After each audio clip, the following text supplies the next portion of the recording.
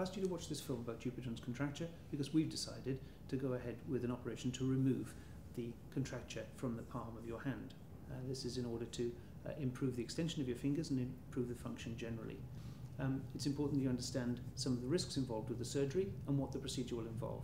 Performing surgery to remove a Dupuytren's contracture is usually very straightforward, but is associated with standard complications and standard risks as with all surgery. The first risk with all surgery is always infection, and we'll be doing everything we can to prevent that. Fortunately, in Dupuytren surgery, the risk of infection is very low at around 2 to 3%. If you have any other problems with the surgery, it's likely to be some altered sensation down one border or the other of the finger. Excising a Dupuytren's cord is very close to the nerve, so we'll be very careful to make sure that the nerves aren't injured during the surgery.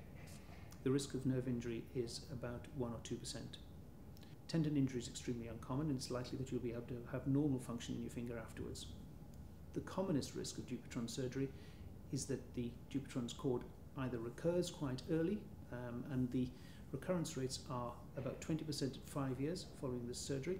Some patients will have incomplete extension of their finger following the surgery, and other patients will have difficulty in flexing, and the scar may be thickened. So it's very important that you attend for your hand therapy following the Dupuytren's contracture surgery. We usually arrange a hand therapy appointment after Dupuytren's contracture surgery at around 2 weeks, which is when the stitches are due to come out and when the bandages first come off.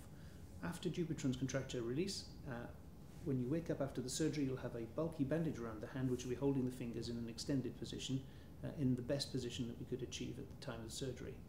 It's best to leave this dressing in place for 2 weeks until the hand therapist takes it down, and then we can clean the wound, take your stitches out, and then apply a thermoplastic splint to hold it in that position, which you may need to wear for up to 3 months after the surgery, most often at night. You'd often need to see a hand therapist on a weekly basis following Dupuytren's contracture release, and this usually involves about an hour of work with the hand therapist, working through range and swelling, and they sometimes use a pulsatile ultrasound device to try to massage the scar and reduce the swelling in the scar. When you come in to have a Dupuytren's contracture release, this will usually be done under either general anaesthetic or a regional block. The anaesthetist will talk to you before the surgery about what to expect, and if you're going to have a regional block, the anaesthetist will tell you where they're going to be putting the needles, either in your neck or in your armpit, and then there'll be a 5 or 10 minute period in the anaesthetic room while this procedure is done, and then the arm will go numb.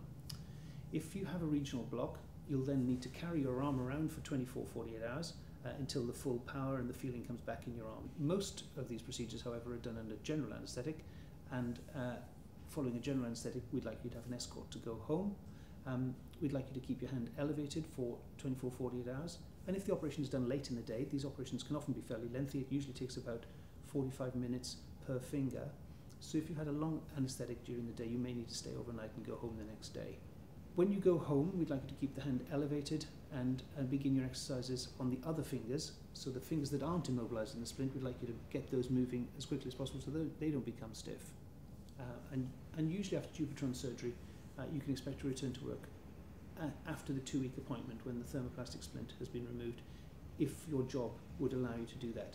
If you can't work with the splint on your hand, then of course you'll have to remain off work until the splints are no longer necessary, which may be 4 to 6 weeks after the surgery.